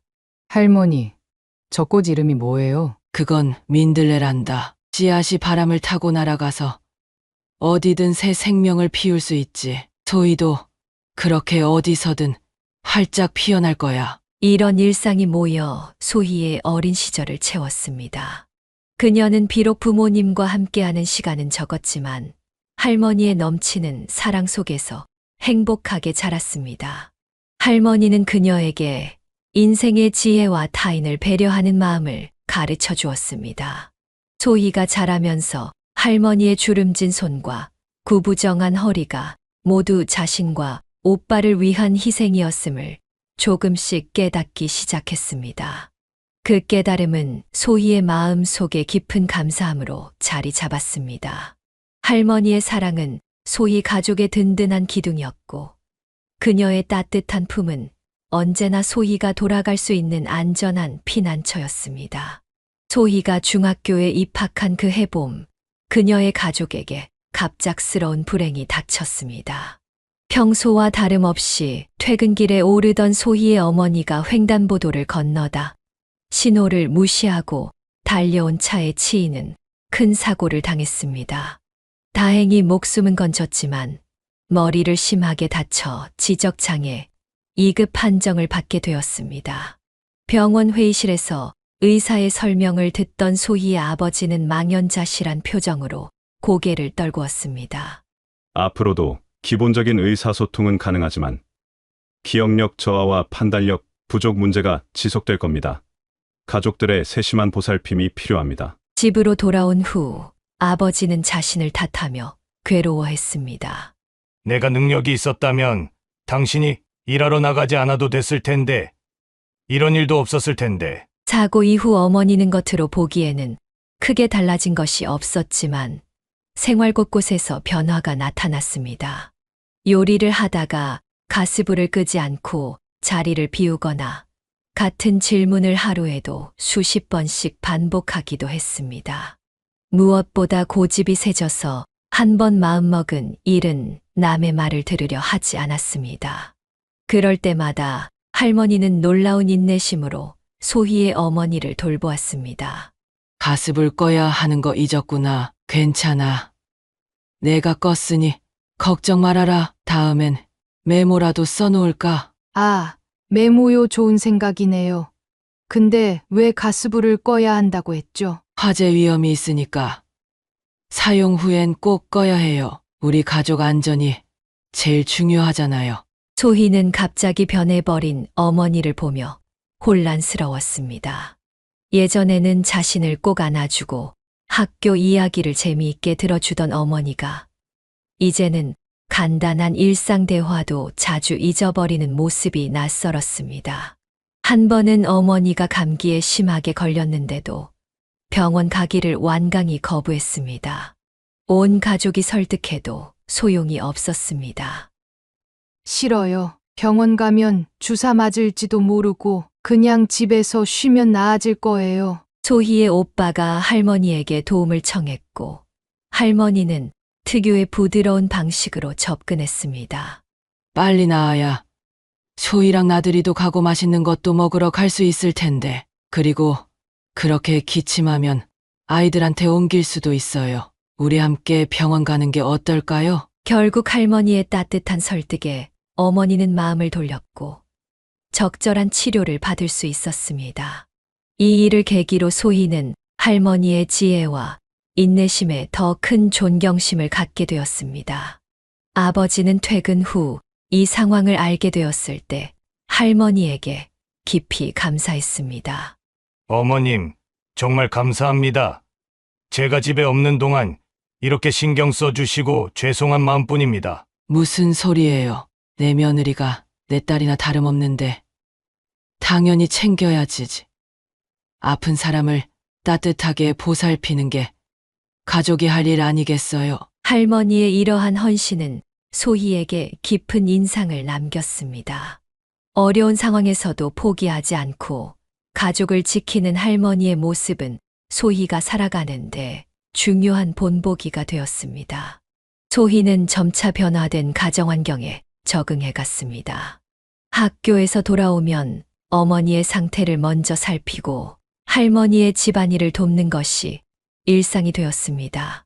어린 나이에 갑자기 찾아온 책임감이 때로는 버겁게 느껴졌지만 가족 모두가 서로를 위해 노력하는 모습 속에서 그녀는 진정한 가족의 의미를 배워갔습니다.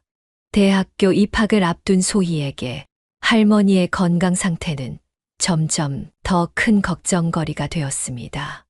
어느새 80대 중반에 접어든 할머니는 예전보다 기력이 크게 떨어져 있었습니다.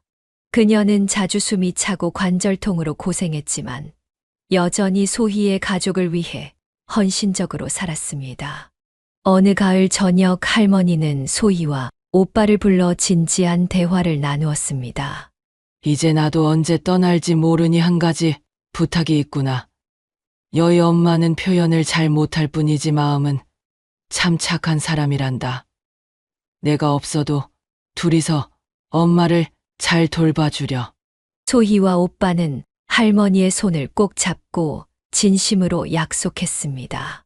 그 순간 소희는 할머니의 손등에 드러난 푸른 핏줄과 깊은 주름을 보며 시간의 흐름을 실감했습니다.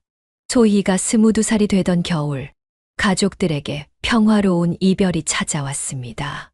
할머니는 평소와 다름없이 저녁 식사 후 조금 피곤하다며 일찍 잠자리에 들었고 다음 날 아침 소희가 깨우러 갔을 때 조용히 세상을 떠난 상태였습니다.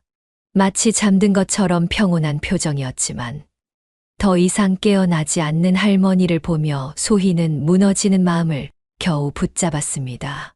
장례식 내내 가족들은 할머니의 사진 앞에서 각자의 방식으로 슬픔을 표현했습니다. 특히 소희의 어머니는 할머니의 영정사진을 끌어안고 오열했습니다. 어머니 없이 어떻게 살아요? 저도 같이 가고 싶어요. 소희는 어머니를 부축하며 위로했지만 할머니를 딸처럼 사랑했던 어머니의 상실감은 누구보다 컸습니다.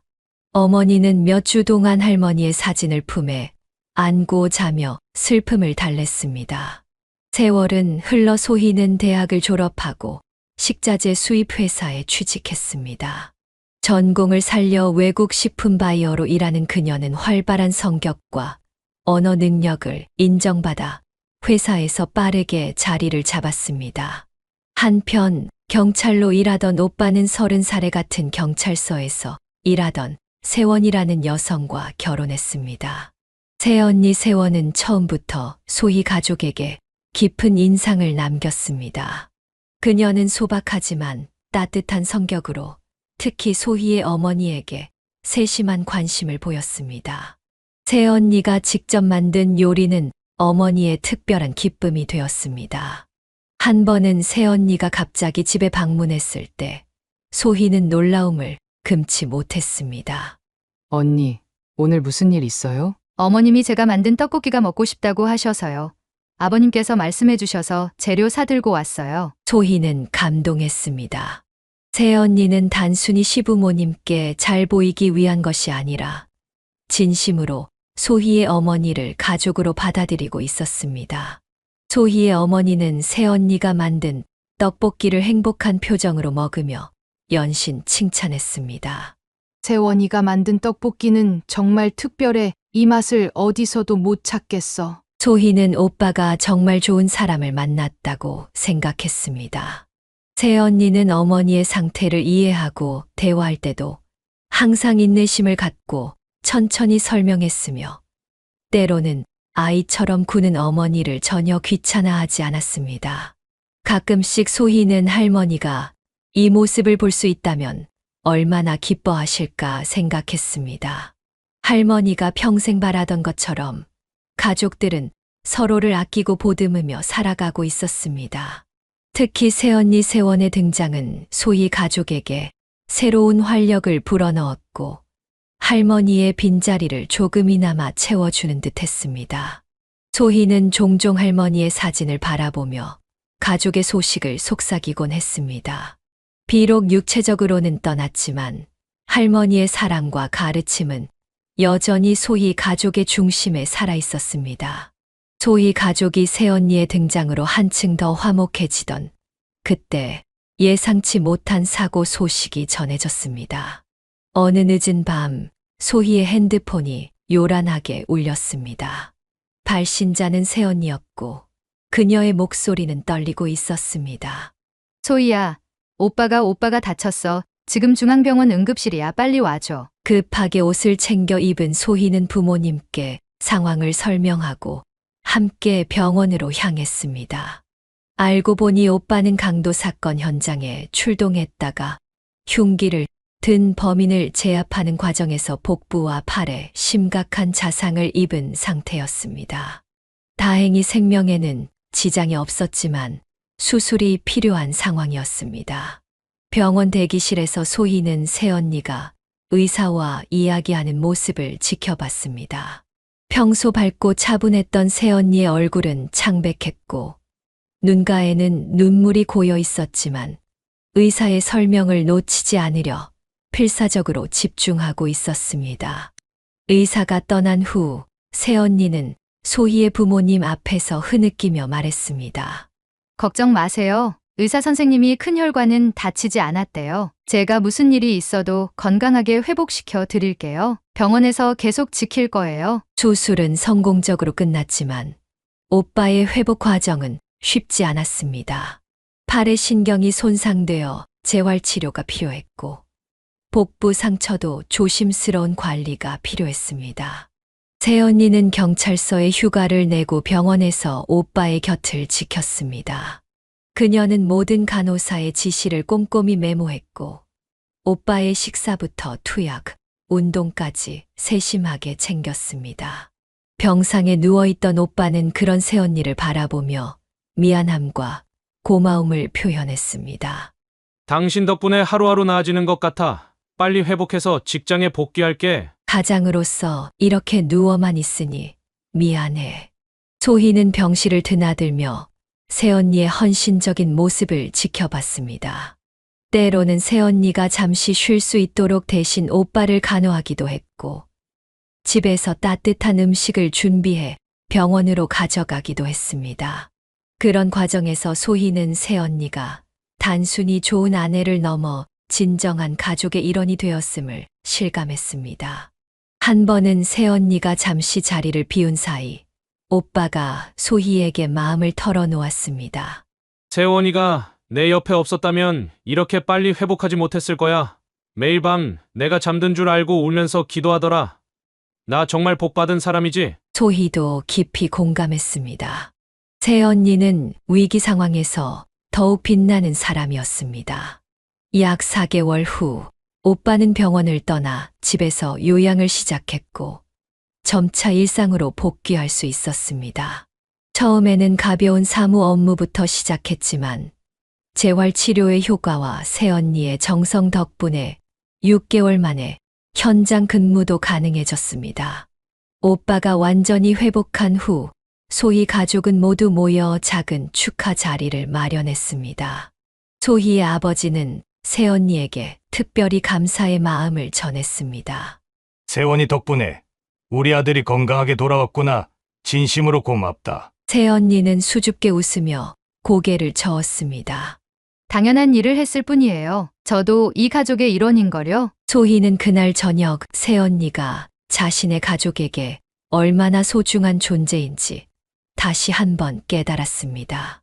할머니가 떠난 빈자리를 채우는 새로운 보물이 생긴 것 같았습니다.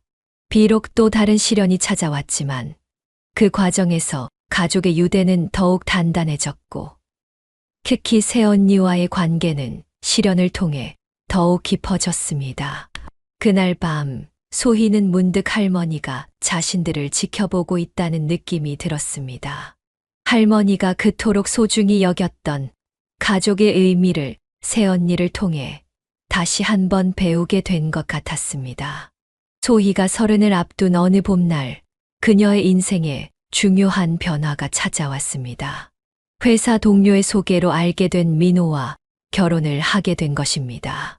처음 만남에서 조용하고 따뜻한 미소를 지닌 민호는 소희에게 깊은 인상을 남겼고 1년간의 연애 끝에 그들은 평생을 함께하기로 약속했습니다. 민호는 도시 곳곳에 정원과 공원을 가꾸는 조경회사에서 일하는 전문 정원사였습니다. 그의 손길이 닿는 곳마다 아름다운 꽃과 나무들이 생기를 되찾는 것처럼 소희의 가족에게도 그는 새로운 활력을 불어넣었습니다. 결혼 후 소희와 민호는 집에서 그리 멀지 않은 아파트의 보금자리를 마련했습니다. 주말이면 거의 빠짐없이 소희의 부모님 댁을 방문했는데 민호는 항상 계절 과일이나 어머니가 좋아하는 간식거리를 사 들고 갔습니다. 그는 소희의 어머니 상태를 이해하고 늘 특별한 관심을 보였습니다. 한 번은 소희의 어머니가 민호에게 유독 애착을 보이며 말했습니다. 우리 사위랑 있으면 마음이 편안해. 내일 바로 가지 말고 하루 더 있다 가면 안 될까? 소희의 아버지가 당황하며 말렸습니다. 여보, 그렇게 부담스럽게 하면 어떻게 일하는 사람인데 주말에 쉬어야지. 하지만 민호는 오히려 기꺼이 응했습니다. 괜찮아요. 어머님 내일 회사에 전화해서 휴가 내고 하루 더 있을게요. 어머님이랑 같이 근처 공원도 구경하고 싶었어요. 그 말에 소희의 어머니는 아이처럼 기뻐했고 소희는 남편의 배려에 다시 한번 감동했습니다. 민호는 요리에 관심이 많았는데 소희의 어머니가 만든 음식은 어떤 것이라도 맛있게 먹어주었습니다. 한 번은 어머니가 아침 일찍 일어나 된장찌개를 끓였는데 맛이 짜고 재료도 어울리지 않게 들어가 있었습니다. 소희와 아버지는 어쩔 수 없이 조금씩 먹는 척했지만 민호는 정말로 맛있게 먹었습니다. 어머님, 이 된장찌개 정말 구수하고 맛있네요. 아침부터 이런 걸 먹으니 하루 종일 힘이 날 것 같아요. 어머니는 그 말을 듣고 얼굴 가득 미소를 지었습니다. 다들 맛없다고 하는데 역시 우리 사위가 제일 착한 애 앞으로 자주 끓여줄게. 집으로 돌아오는 길에 소희가 물었습니다. 정말 맛있었어? 솔직히 좀 이상했잖아. 민호는 진지하게 대답했습니다. 맛의 문제가 아니야. 어머님이 우리를 위해 정성껏 준비하신 거잖아. 그 마음이 느껴져서 정말 맛있게 느껴졌어. 그런 민호의 마음씨는 소희와의 관계에서도 드러났습니다. 그는 퇴근 후 항상 소희의 하루를 물어봐 주었고 소희가 피곤해 보이는 날에는 집안일을 자진해서 도맡아 했습니다. 오늘 회사에서 힘든 일 없었어. 피곤해 보이는데 저녁은 내가 준비할게. 넌 그냥 쉬어. 소희가 가끔 야근을 하고 늦게 들어오는 날이면 민호는 따뜻한 차와 간단한 야식을 준비해 맞이했습니다. 때로는 소희가 좋아하는 꽃으로 작은 꽃병을 채워놓기도 했습니다. 시간이 흐를수록 소희는 민호의 작은 배려와 꾸준한 노력이 얼마나 특별한 것인지 깨달았습니다. 그는 말보다 행동으로 사랑을 표현하는 사람이었고 소희의 가족을 자신의 가족처럼 소중히 여겼습니다. 특히 소희의 어머니를 대하는 태도는 참으로 감동적이었습니다. 그는 어머니의 반복적인 질문에도 인내심을 갖고 대답했고 어머니가 이해하기 쉽도록 천천히 설명해 주었습니다. 소희는 종종 민호가 자신의 아버지와 함께 어머니를 산책시키는 모습을 바라보며 할머니가 바라던 가족의 모습이 이어지고 있다는 생각에 마음이 따뜻해졌습니다. 민호의 가족들도 소희를 따뜻하게 맞아주었습니다. 시부모님은 소희를 친딸처럼 아껴주셨고 시동생 형수가 된 소희에게 존경심을 표했습니다. 하지만 한 사람만은 예외였습니다. 바로 소희의 동서 지연이었습니다. 지연은 소희보다 2년 먼저 결혼해 이미 3살배기 아들을 두고 있었고 소희가 시댁 식구가 되었을 때는 둘째를 임신한 상태였습니다. 처음 만났을 때부터 그녀는 소희에게 냉담한 태도를 보였습니다. 시댁 가족들이 모인 자리에서 음식 준비를 할 때 지연은 언제나 임신을 핑계로 자리를 피했습니다. 형님, 저는 임신했으니까 주방일 안 해도 되죠? 형님은 아직 아이도 없고 건강하시니 충분히 하실 수 있잖아요. 소희는 비록 마음에 들지 않았지만 임산부를 배려하는 마음으로 수긍했습니다. 그래.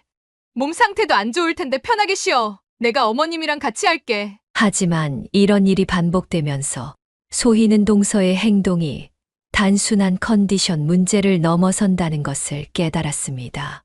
지연은 기회가 있을 때마다 소희를 깎아내리고 불편하게 만들었습니다. 한 번은 모두가 모인 저녁 식사 자리에서 지연이 갑자기 불평을 늘어놓기 시작했습니다. 왜 오늘 저녁에 생선만 있는 거예요?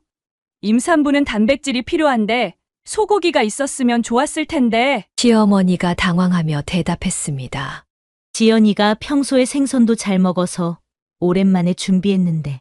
지연은 불만스러운 표정으로 소희를 힐끗 쳐다보았습니다. 이런 건 미리 물어봐 주셔야 하는 거 아닌가요? 임산부 식단은 특별히 신경 써야 하는데. 소희가 조심스럽게 말했습니다.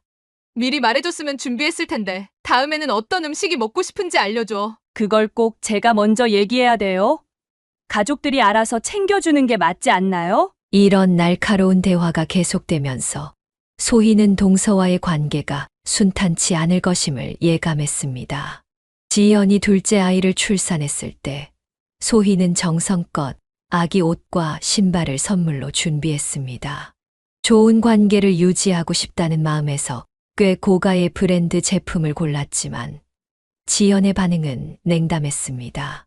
형님, 이제 보니 정말 센스가 없으시네요. 이런 아기 옷이나 신발은 친구들한테 흔히 받는 선물인데 가족이면 이것보다 더 특별한 걸 해줘야 하는 거 아닌가요? 소희는 당황했습니다. 내가 정성껏 고른 건데 그렇게 마음에 안 들어? 원한다면 다른 걸로 바꿔줄 수도 있어. 이미 받은 걸 돌려달라고 하실 건가요? 전 그냥 형님이 센스가 없다고 말씀드린 것뿐인데요. 소희는 입술을 깨물며 더 이상의 말다툼을 피했습니다. 하지만 지연의 말이 그녀의 마음에 상처를 남긴 것은 사실이었습니다. 더 견디기 힘들었던 것은 지연이 자주 형님은 아직 아이가 없어서 모르시겠지만 이라는 말을 했다는 점이었습니다. 사실 소희와 민호는 결혼 후 아이를 갖기 위해 노력하고 있었지만 아직 성공하지 못한 상태였습니다. 지연의 말은 의도적이든 아니든 소희의 아픈 곳을 건드렸습니다. 한 번은 소희가 용기를 내어 동서와 단둘이 대화할 기회를 만들었습니다. 혹시 내가 뭐 잘못한 게 있니?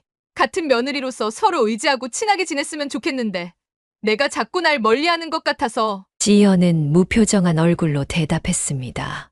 전 형님한테 불만 없는데요. 그리고 제가 언제 형님을 멀리했다고 그러세요? 툭하면 내가 아이가 없어서 모른다는 식으로 말하고 내가 하는 것마다 시비를 거는 것 같아서 그래. 전 그냥 제 말투가 그런 거예요. 특별한 의미 없이 한 말인데 형님이 민감하게 받아들이시는 거죠. 결국 그날의 대화는 아무런 진전 없이 끝나고 말았습니다.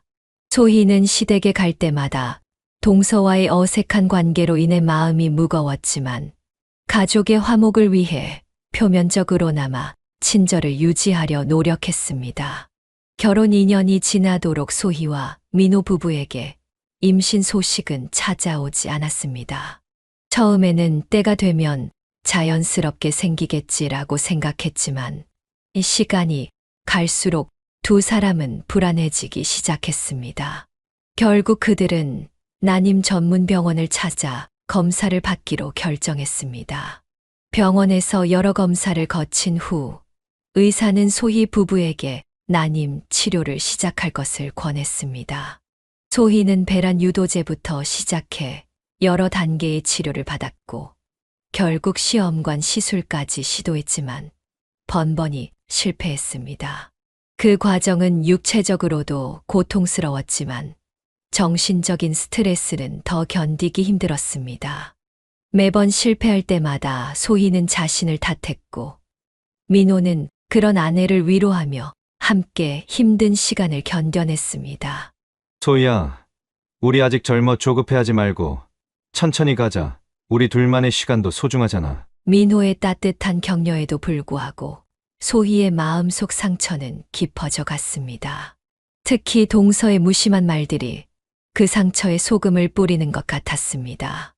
동서 지연의 둘째 아이 돌잔치가 열렸을 때 소희 부부도 참석했습니다. 소희는 예쁜 선물을 준비하고 최대한 밝은 표정으로 행사에 임했습니다. 그러나 행사 도중 지연이 친구들에게 소희를 소개하면서 한 말이 그녀의 마음을 아프게 했습니다.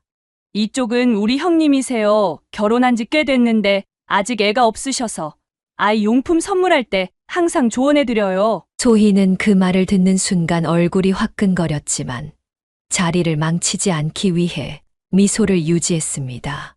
민호는 아내의 손을 꼭 잡아주었습니다. 집으로 돌아오는 길 참았던 눈물이 터져 나왔습니다. 민호는 아내를 꼭 안아주었습니다. 내 잘못 아니야. 우리는 우리 방식대로 행복을 찾을 거야. 지연이의 말에 상처받지 마. 돌잔치 이후에도 지연은 기회가 있을 때마다 소희의 아픈 곳을 건드렸습니다. 명절에 모인 자리에서는 형님은 애가 없어서 모르시겠지만 육아는 정말 힘들어요 라고 말하기도 했고 아이 교육 관련 대화가 나올 때면 소희를 의도적으로 배제했습니다. 소희는 이런 상황을 개선하기 위해 한 번 더 지연과의 대화를 시도했습니다. 둘만의 시간을 마련해 솔직한 마음을 털어놓았습니다. 지연아, 솔직히 말할게. 우리가 아이를 갖기 위해 얼마나 노력하고 있는지 너는 모를 거야. 나도 엄마가 되고 하지만 계속 실패하는 과정이 너무 힘들어. 내가 자꾸 애가 없어서 모른다고 할 때마다 가슴이 찢어지는 것 같아. 지연은 잠시 당황한 듯 했지만 곧 평소의 모습으로 돌아왔습니다. 형님, 너무 예민하게 받아들이시는 거 아닌가요? 저는 그냥 사실을 말한 것뿐인데, 그리고 형님이 너무 스트레스 받으시니까 아이가 더 안 생기는 거 아닐까요? 마음을 편하게 가지셔야 해요. 그 말은 오히려 소희에게 더 큰 상처가 되었습니다. 마치 자신의 정신력이 부족해서 임신이 안 되는 것처럼 들렸기 때문입니다. 시간이 흐르면서 소희는 동서와의 관계 개선을 위한 노력을 점차 포기하게 되었습니다. 대신 민호와 함께 난임 치료에 집중했고 부부간의 유대를 더욱 강화했습니다. 민호는 아내가 치료 과정에서 겪는 신체적, 정신적 고통을 함께 나누려 노력했습니다. 소희야, 내가 이렇게 힘든 과정을 견디는 모습이 너무 대단해. 결과가 어떠든 우리는 서로가 있잖아. 나는 내가 있어서 행복해. 민호의 변함없는 사랑과 지지 덕분에 소희는 어려운 시간을 견뎌낼 수 있었습니다. 그리고 점차 자신의 가치가 어머니라는 역할에만 있지 않다는 것을 받아들이기 시작했습니다. 그녀는 가족 안에서, 직장에서, 그리고 사회 속에서 자신이 할 수 있는 역할에 더 집중하려 노력했습니다. 하지만 동서의 상처 주는 말들과 임신에 대한 사회적 압박 속에서 소희의 마음 속에는 여전히 아픔이 남아 있었습니다. 결혼 7년째 되던 해, 소희의 남편 민호에게 예상치 못한 건강 문제가 찾아왔습니다. 처음에는 단순한 피로감으로 생각했던 증상이 점차 심각해졌습니다. 민호는 지속적인 피로와 함께 피부가 가려워지고 얼굴과 눈 주위가 노랗게 변하기 시작했습니다. 소희의 권유로 종합검진을 받은 민호는 충격적인 진단을 받게 되었습니다. 의사는 심각한 표정으로 검사 결과를 설명했습니다.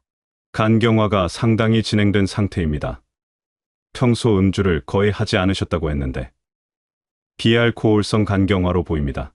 이런 경우 자가면역 질환이나 대사성 질환이 원인일 수 있습니다. 소희와 민호는 믿기지 않는 표정으로 의사의 말을 들었습니다. 민호는 평생 술과 담배를 거의 하지 않았고 건강에 신경 쓰는 편이었기 때문입니다. 의사는 계속해서 치료 방법을 설명했습니다. 현재 상태로는 약물 치료를 시도해 볼 수 있지만 증상이 더 악화된다면 간이식을 고려해야 할 수도 있습니다. 가족 중에 적합한 공여자가 있는지 미리 알아보시는 것이 좋겠습니다. 그날 이후 민호는 처방된 약을 꾸준히 복용했지만 상태는 점점 나빠졌습니다. 6개월이 지난 후 의사는 결국 간이식이 필요하다는 최종 판단을 내렸습니다. 더 이상 미룰 수 없는 상황입니다. 환자분의 간 기능이 급격히 저하되고 있어요. 간이식이 현재로서는 유일한 대안입니다. 이 소식을 들은 시댁 가족들은 크게 놀라고 걱정했습니다. 특히 시아버지는 아들의 상태를 보고 눈물을 흘리며 자책했습니다. 우리 아들이 어릴 때부터 집안을 위해 너무 고생했어. 고등학교 때부터 신문 배달하면서 공부했는데 대학도 못 보내고 그런데 이렇게 아프다니. 소희는 시부모님을 위로하면서도 남편의 치료 방법을 찾기 위해 동분서주했습니다. 그러던 중 시동생이 형을 위해 자신이 간이식을 하겠다고 나섰습니다. 형, 내가 간이식해 주게 벌써 검사도 받아봤는데 적합하대. 형이 우리 가족 위해 평생 고생했으니 이번엔 내가 형을 도울 차례야. 하지만 이 소식을 들은 동서지연은 격렬하게 반대했습니다. 미쳤어.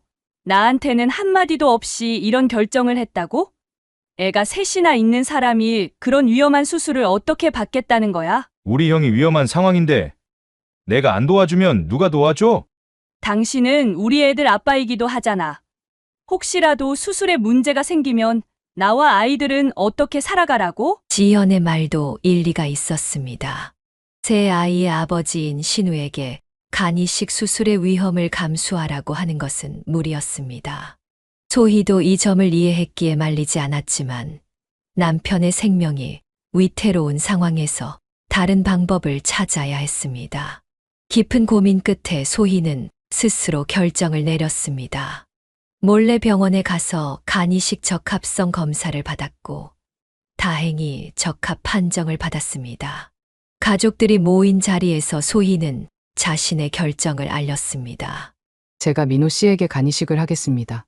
이미 검사를 마쳤고 적합하다는 결과가 나왔어요. 서방님은 아이들이 있으니 건강하게 가족을 돌봐야 해요. 이 발표에 모두가 놀랐고 민호는 소희의 손을 잡으며 울먹였습니다. 안 돼. 소희야, 내가 그런 위험한 수술을 받게 할 수는 없어. 차라리 내가... 그러나 소희의 결심은 확고했습니다. 그런데 이때 동서 지연이 코웃음을 치며 말했습니다. 진작에 형님이 한다고 하시지 그랬어요. 괜히 우리 신우 때문에 걱정하게 만들고 당연히 해야 할 일을 뭐 그렇게 대단한 일처럼 말씀하세요. 그 말에 시동생 신우가 분노했습니다. 정신 차려. 형수님이 얼마나 큰 결정을 하신 건지 알아? 그런 수술이 쉬운 줄 알아? 형수님이 형을 위해 그런 희생을 감수하시는데 내가 뭔 자격으로 그런 말을 해? 가족들 사이에 긴장이 감돌았고 민호는 괴로워하며 소희에게 다시 한 번 말했습니다. 소희야, 정말 이러지 마. 내가 아픈 건 내 문제야. 당신까지 고통받게 할 수는 없어. 그러나 소희의 마음은 이미 정해져 있었습니다. 그녀는 친정 부모님께도 상황을 설명하고 허락을 구했습니다. 처음에는 걱정하셨지만 소희의 강한 의지를 존중해 주셨습니다. 간이식 수술 날짜가 정해지고 소희와 민호는 함께 병원에 입원했습니다. 수술 전날 밤 소희는 불안함보다는 희망으로 가득 찼습니다. 민호가 건강을 되찾을 수 있다는 생각에 마음이 편안했습니다. 수술은 예상보다 순조롭게 진행되었습니다. 의료진은 소희의 간 일부를 민호에게 이식하는 데 성공했고 두 사람 모두 합병증 없이 회복 단계에 접어들었습니다. 시부모님과 친정 부모님은 병원에서 번갈아가며 두 사람을 간호했습니다. 회복 과정에서 민호는 소희에게 미안함과 감사함을 계속해서 표현했습니다. 내가 정말 미안해. 당신 때문에 이런 큰 수술까지 받게 하고. 소희는 남편의 손을 꼭 잡으며 웃었습니다. 이제 우리는 정말 한 몸이 된 거야. 내 간이 내 몸에서 살고 있으니까 일심동체라는 말이 이런 걸 두고 하는 말인가 봐. 퇴원 후 시부모님은 소희를 극진히 보살폈습니다. 시어머니는 소희가 시댁을 방문할 때마다 특별히 신경 썼습니다. 아이고, 몸도 안 좋을 텐데 왜 왔어? 따뜻한 방 준비해놨으니 들어가서 쉬어라. 시어머니는 소희의 건강을 위해 음식도 특별히 준비했습니다. 간 수술 후에는 염분이 적은 음식이 좋다고 하여 모든 반찬을 싱겁게 만들었습니다. 수술 3개월 후 병원 검진에서 기쁜 소식이 전해졌습니다. 소희의 간이 놀라운 속도로 재생되어 이미 85%까지 회복되었다는 것이었습니다. 의사는 소희의 젊은 나이와 건강한 체질 덕분이라고 설명했습니다. 이 소식을 들은 시어머니는 안도의 한숨을 내쉬었습니다. 정말 다행이다. 우리 며느리 간을 떼어낸 것 같아서 마음이 너무 아팠는데 이렇게 빨리 회복된다니 정말 고맙구나. 그러나 그 자리에 함께 있던 동서 지연은 여전히 냉담한 태도를 보였습니다. 참, 다들 너무 유난히시네요. 어차피 다시 자라는 간인데 뭐 그리 대단한 일인가요? 누가 보면 죽다 살아난 줄 알겠어요. 시어머니는 동서의 말에 눈살을 찌푸렸지만 그 자리에서는 더 이상 말하지 않았습니다. 그러던 중 추석 명절이 찾아왔고 시댁 식구들이 모두 모였습니다. 음식 준비와 차례 후 가족들은 담소를 나누며 휴식을 취했습니다. 소희는 수술 후 회복 중이었지만 컨디션이 점차 좋아지고 있었습니다. 배가 고파진 소희는 주방에 가서 간식을 먹으려 했습니다. 그때 동서 지연이 아이들에게 밥을 먹이고 있었는데 소희를 보자마자 또 다시 시비를 걸었습니다. 아유, 점심 먹은 지 얼마나 됐다고 벌써 또 먹어요? 애도 못 낳는 사람이 먹는 건 참 잘하네요. 소희는 충격을 받았습니다. 그동안 참아왔던 모든 감정이 순간 폭발할 것 같았지만 겨우 말을 이었습니다. 뭐라고? 애를 못 낳는 사람은 배고파도 먹으면 안 돼. 옛날에는 애 못 낳는 며느리는 죄인 취급했다고요. 결혼한 지 10년 다 되어 가는데 애 한 명도 못 낳았으면 밥이라도 좀 눈치 보면서 먹어야 하는 거 아닌가요? 소희가 더 말하려는 순간 주방 밖에서 이 대화를 듣고 있던 시어머니가 들어왔습니다. 평소 온화하던 시어머니의 얼굴에 분노가 서려 있었습니다. 그리고 갑자기 동서의 뺨을 세게 때렸습니다. 너 도대체 언제까지 형님한테 그렇게 말할 거니? 형님이 결혼해서 애가 안 생겨 얼마나 힘들었는지 알면서 왜 자꾸 그 상처를 건드리는 거야? 그 소리에 시아버지와 민호, 시동생까지 주방으로 달려왔습니다. 상황을 파악한 시동생은 아내를 향해 분노했습니다. 당신 정말 미쳤어. 형수님이 우리 영을 살리기 위해 자기 몸을 내놓은 분인데 어떻게 그런 말을 할 수 있어? 동서는 온 가족의 질책을 받자 눈물을 흘리며 집 밖으로 뛰쳐나갔습니다. 그날 이후 시동생은 아내에게 강력하게 경고했다고 합니다. 한 번만 더 형수에게 함부로 대하면 이혼도 불사하겠다는 말까지 했다고 나중에 알게 되었습니다. 그 일을 계기로 동서의 태도는 180도 바뀌었습니다. 이제 소희 앞에서는 고개를 숙이고 말수도 줄였습니다. 하지만 소희는 10년 동안 쌓인 상처를 쉽게 잊을 수 없었습니다. 한 번은 동서가 소희를 따로 불러 사과했지만 소희는 진심을 느낄 수 없었습니다. 저 정말 잘못했어요. 시댁 식구들이 다 저를 미워하는 것 같아서 힘들어요. 형님이 좀 도와주세요. 소희는 동서의 갑작스런 변화가 진심이 아니라 가족들의 질책 때문이라는 것을 알았기에 더 이상의 도움은 거절했습니다. 간 이식 수술 이후 1년이 지났을 무렵 소희와 민호의 건강은 모두 완전히 회복되었습니다. 두 사람은 어느 봄날 저녁 창가에 앉아 앞으로의 삶에 대해 깊은 대화를 나누었습니다. 그동안 아이를 갖기 위해 온갖 노력을 해왔지만 이제는 다른 방향으로 생각해 볼 때가 되었습니다. 소희야, 우리 이제 어떻게 할까? 우리 둘만의 삶도 충분히 행복하지만 민호의 말을 듣던 소희는 문득 며칠 전 뉴스에서 본 해외 입양 아동에 관한 이야기가 떠올랐습니다. 우리 입양할까 입양에 대해 생각해 본 적 있어.